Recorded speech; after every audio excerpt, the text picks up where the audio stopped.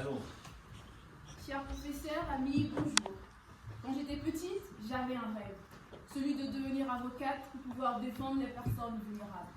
Mais quand tout chemin mène à Rome, j'ai rencontré un bel homme que je nomme le cinéma. Et ensemble, nous allons vivre ce rêve, mais en images. J'ai aussi grandi sans savoir que les femmes en font du cinéma en Afrique dans une période charnière, qui est celle des indépendances dans plusieurs pays africains. J'ai cherché encore et encore des références cinématographiques en Afrique et j'ai découvert des noms enfouis dans l'ombre. Thérèse Sitabella, la voix du Cameroun, Safi Faye, l'âme du Sénégal et Monique Bekafoba, la mémoire du Congo. De 1960 à 1990 et même jusqu'à l'an 2000, elles ont pris la caméra. Elles étaient là, elles filmaient. Elles racontaient dans un monde qui disait que le génie n'avait pas leur visage. D'autant plus qu'une femme qui filme, c'est une femme qui prend position et doit affronter racisme, sexisme ainsi que d'autres formes de discrimination que vous savez.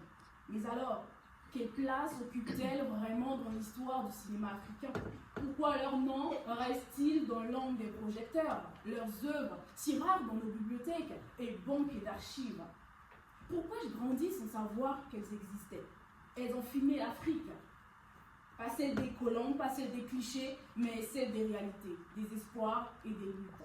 Elles ont capturé les silences, les regards et les vérités invisibles. Mais combien d'entre nous les connaissent?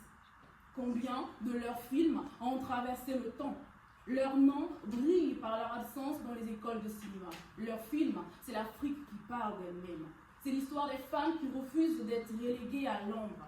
Le cinéma, c'est une voix. Ces femmes ont porté la leur pour les générations d'avant, celles d'aujourd'hui et celles de demain. Elles ont raconté l'Afrique avec des plans audacieux, des silences qui crient, des images qui bousculent et des histoires qui transcendent, des vérités que l'on a trop souvent ignorées. Mon mémoire, c'est une lumière allumée sur leur héritage, une promesse que leurs œuvres ne resteront pas dans les tiroirs de l'oubli.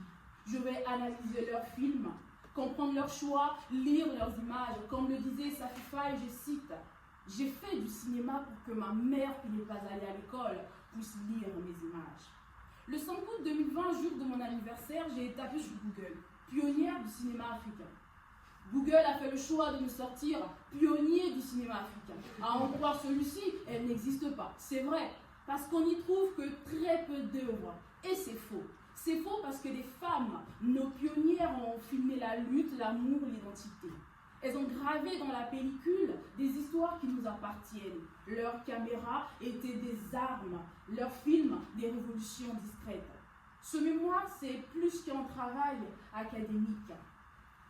Je me suis promis de faire partie de la relève du cinéma africain, mais je veux aussi, par-dessus tout, remuer ciel et terre pour pouvoir mettre en lumière celles qui ont filmé l'Afrique avant moi.